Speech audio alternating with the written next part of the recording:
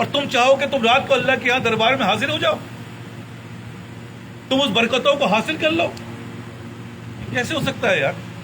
یہ خیال ہستا محال ہستا جنو، کہ میں نہیں بول رہا ہوں کہ حضرت علی کرم اللہ وجہہ قول بتا رہا ہوں، اور یہی دیکھنے میں آ رہا ہے. کیسے پاسبل ہے؟ اللہ توفیق دے تم نہ ہو. اللہ نے توفیق سلب کر لی، تم لعنت میں گرفتار ہو گئے، تمہیں آنے کی اجازت نہیں ہے. ہمارے گھر کے اندر ہمارے مزاج کے خلاف آدمی نہیں آ سکتا. آ سکتا ہے کوئی؟ سیدھی بات ہے، نہیں آ سکتا.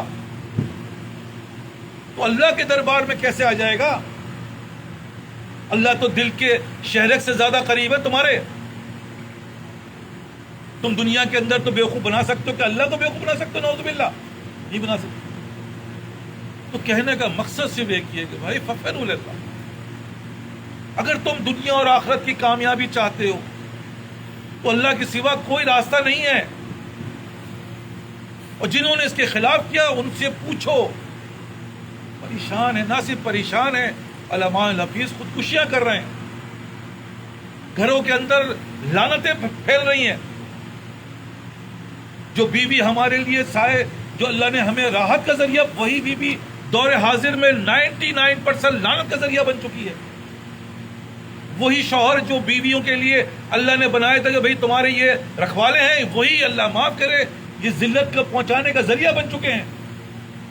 یہی اولاد جس کے لیے ہم سب کچھ، یہی اولاد اللہ مان حفیظ کیا کر رہی ہے. آج ایک واقعہ سنا میں نے کہ صاحب ان کے 2 بچے یا بچیاں بھی ہوں، لیکن ہوا یہ کہ باپ کے مرنے کے بعد 2 اولاد اس ماں کو رکھ نہیں سکی، اور آخر میں یہی ہوا کہ اس ماں کو ایک اکیلے گھر، ایک کمرے کے فلیٹ میں چھوڑ دیا. یہ کون کر رہا ہے؟ یہ وہی اولاد کر رہی ہے. وہ اولاد نہیں کر رہی، یہی اللہ کر رہا ہے، ذریعہ اولاد بنی ہوئی ہے. اللہ مان حفیظ، اللہ معاف فرمائے. اسی طرح ہم سب ہیں. تو سب سے پہلے ایمان کے اس درجے کو تو سمجھو کون کرتا ہے. تمہیں کون روک رہا ہے؟ تم نہیں روک رہے، تم، اللہ کی لعنت تمہیں روکی ہوئی ہے. اس کو آنے کی اجازت نہیں ہے. اور جس کو اجازت ہے، میں نے آپ سے کہا، اس کو تو سارے راستے اس کے کھولے جاتے ہیں. شیطان بھی کہتا ہے اس کو مت روکنا یار، یہ تو مسئلہ پیدا کر دے گا، یہ تو ہلا دے گا عرش کو. بس یہی ہے زندگی کی کہانی. میں تو وہ بیس بتا رہا ہوں کہ بھائی مرنے سے پہلے مر جاؤ. مرنے سے پہلے مرنے کا کیا مطلب ہے؟ کہ سمجھو کہ مر گئے. بھائی مرنا ہے نا کسی بھی دن.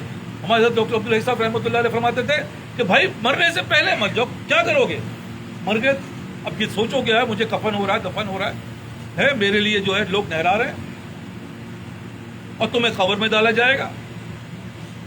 تو اگر قبر کے اندر وہ کیڑے اور اللہ معاف کرے لعنتیں ہوں گی تو پھر کیا کرو گے؟ تم یہی کہو گے نا یار مجھے کچھ وقت دے دیں، میں کچھ وقت دے دیں، میں ذرا صحیح کر لوں. تو بس وہی وقت سمجھو تمہیں مل گیا. ایک آدمی کا جنازہ جا رہا تھا. کسی نے کہا کہ صاحب یہ پوچھا یہ جنازہ کس کا؟ کہ تمہارا جنازہ ہے. حضرت جی کا بات تمہارا جنازہ؟ میں تو زندہ ہوں. سمجھو میرا جنازہ جا رہا ہے. بھائی آج وہ جا رہا ہے، کل ہم نے جانا ہے. اس کے پاس تو وقت نہیں، تمہارے پاس اس بات کی فکر کا وقت ہے کہ جو تمہیں کرنا تھا کیا تم نے کر لیا؟ اور اگر صرف دعویٰ ہے تو دعویٰ تو ہندو بھی کر رہا ہے، تم بھی کرو.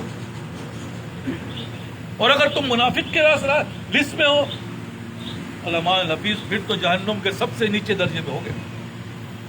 تو بھائی یہاں تو ابھی کہانی شروع نہیں ہوئی. ان 50-60 سالوں میں تو کر رہے ہیں صاحب، کوشش کریں گے. تو بھائی اگر خدا نہ کرے، کس کو پتا ہے موت کا؟ کل کیا آج ہی مر گئے تو کس کوشش کہاں سے کرو گے؟ کس کوشش کی بات کر رہے ہو؟ اسی لیے عرض کر رہا ہوں بھائی یہ کرنا ہی ہے، کیونکہ آئے ہیں اسی لیے. تمہیں اللہ تعالیٰ نے واضح طور پہ قرآن میں، حدیثوں میں، ہر جگہ کہ بھائی ہم تمہیں رزق کمانے کی تھوڑی بھیجا تھا. یہاں پہ رزق تم تھوڑی ہم دیتے ہیں. تمہیں بچے کو انٹرٹین کرنے کے تھوڑی بھیجا تھا. بچے تو امتحان تھے. ہم نے تمہیں بیوی اس لیے تھوڑی دی تھی کہ تم دنیا میں مزے کرو. بیوی تو امتحان کے دی تھی, کیونکہ اس سے محبت بہت ہوتی ہے, اولاد سے محبت بہت ہوتی ہے. ہم نے تمہیں مال اس لیے تھوڑی دیا تھا کہ تم جو ہے وہ جو مرضی کرو, بلکہ محبت اور مال سے بہت ہوتی ہے. ہم تو آزمانے کے لیے تمہیں دیا تھا یہ, تم تو اسی سے محبت کر بیٹھے. تم تو اپنا تن من دھن اسی پہ لگا دیا, اسی فکر میں مر رہے کہ بچے کو جو ہے وہ انٹرٹین کریں گے, اللہ معاف کرے چھوڑ دیں گے. تو وہی بچہ تمہیں لعنت بھیجے گا, کروا دے گا. میں بتا رہا ہوں, یہ بات ہسٹری لکھی ہوئی ہے, اور آج جو میں واقعہ بتا رہا ہوں اسی بنیادوں پر ہے. انہی اولادوں کے لیے اس ماں باپ نے سب کچھ کیا, انہی اولادوں نے ان کو دھکے دے کے گھر سے نکال دیا. اب تو تمہاری اولاد ہی تمہیں دے گی, وہی ذلیل. آج تو ہر گھر کی کہانی یہی ہے. اتنی بدتمیزی سے بات کرتی ہے ماں باپ سے کہ ماں باپ کے کلیجے کٹ جاتے ہیں. تو بات صرف سمپل ہے, یہ ہماری ہی اعمالوں کی سزا ہے, اولادوں کی غلطی نہیں ہے. میں نے پوچھا اپنے بزرگوں سے, حضرت سمجھ میں نہیں آتی بات, ہم تو اپنے ماں باپ کے سامنے تو ان سے تو بہتر تھے بات. کہ آج کل کی دور کی اولاد تو ماں باپ کے سامنے تو کوئی اس کی ماں باپ کی اہمیت ہی نہیں ہے, لیکن ہم اس سے بہتر تھے. ہم اپنے ماں باپ کے ساتھ ایسے تو نہیں کرتے تھے.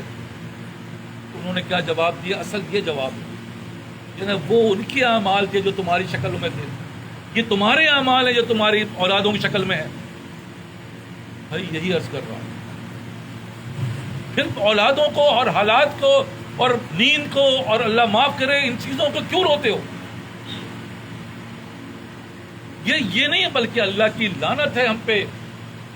اس لعنت سے نکلو, اس لعنت سے نکلنے کی فکر پیدا کرو, ورنہ یہ باتیں سمجھ میں نہیں آئیں گی. ساری زندگی یہی کرتے رہو.